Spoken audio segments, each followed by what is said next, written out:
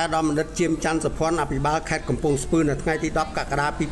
2026បានដឹកនាំក្រុមការងារមន្ត្រីជំនាញបច្ចេកទេសនិងអាជ្ញាធរមូលដ្ឋានអញ្ជើញចុះទៅពិនិត្យស្ថានភាពផ្លូវខូចខាតនៅក្នុងភូមិសាស្ត្រក្រុងស្រុកចំនួន4រួមមានក្រុងច្បារមនស្រុកសំរោងទងស្រុកកងពិសីនិងស្រុកបរសែតនៅក្នុងខេត្តកំពង់ស្ពឺដើម្បីវិនិច្ឆ័យតម្លៃអំពីគុណភាពនិងរៀបចំផែនការស្ដារជួសជុលនិងអភិវឌ្ឍបន្ថែមក្នុងនោះអាដាមអភិបាលខេត្តកំពង់ស្ពឺបានធ្វើការណែនាំទៅដល់មន្ត្រីបច្ចេកទេសក៏ដូចជាភាគីពាក់ព័ន្ធទាំងអស់ឲ្យយកចិត្តទុកដាក់ទៅលើគុណភាពរាល់ការស្ថាបនាឬការជួសជុលឡើងវិញគឺត្រូវតែធ្វើឡើងតាមបទដ្ឋានបច្ចេកទេសត្រឹមត្រូវ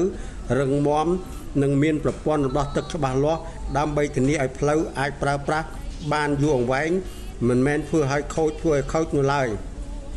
អាដាមអភិបាលខេត្តលោកក៏បានអំពាវនាវដល់បងប្អូនប្រជាពលរដ្ឋឲ្យចូលរួមជួយថែរក្សាសម្បត្តិរដ្ឋទាំងអស់គ្នាជាពិសេសការដឹកជញ្ជូនមិនត្រូវផ្ទុកលើសទម្ងន់កំណត់ដើម្បីរក្សាខ្សែផ្លូវទាំងនោះឲ្យនៅល្អស្អាតសម្រាប់ជាប្រយោជន៍រួម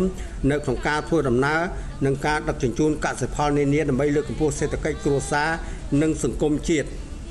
សូមបញ្ជាក់ថានៅក្នុងដំណើរចុះពិនិត្យនេះរួមមានក្នុងស្រុកសំរោងទងខ្សែផ្លូវលេខ1440ចេញទៅផ្លូវជាតិលេខ4ម្ដុំមុខបរិយសវណ្ណតភ្ជាប់រវាងស្រុកសំរោងទងនិងក្រុងច្បារមនមានប្រវែង10គីឡូម៉ែត្រខ្សែផ្លូវលេខ140ពីផ្លូវជាតិលេខ4តាមផ្សារព្រែកផ្ដៅទៅដល់វត្តស្រះឃ្លាំងមានប្រវែង 9.9 គីឡូម៉ែត្រខ្សែផ្លូវតភ្ជាប់ពីផ្លូវលេខ51មានប្រវែង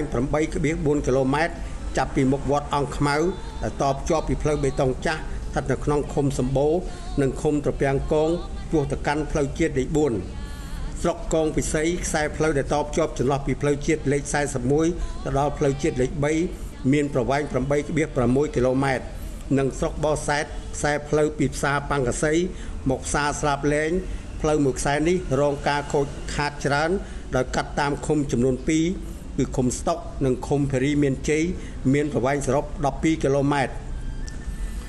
មន្ត្រីរដ្ឋបាលខេត្តកំពង់ស្ពឺថា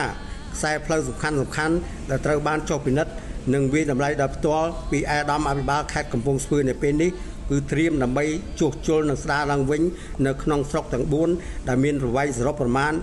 749គីឡូម៉ែត្រពីខ្ញុំហ៊ុយបន្លែង LTNG News ខេត្តកំពង់ស្ពឺ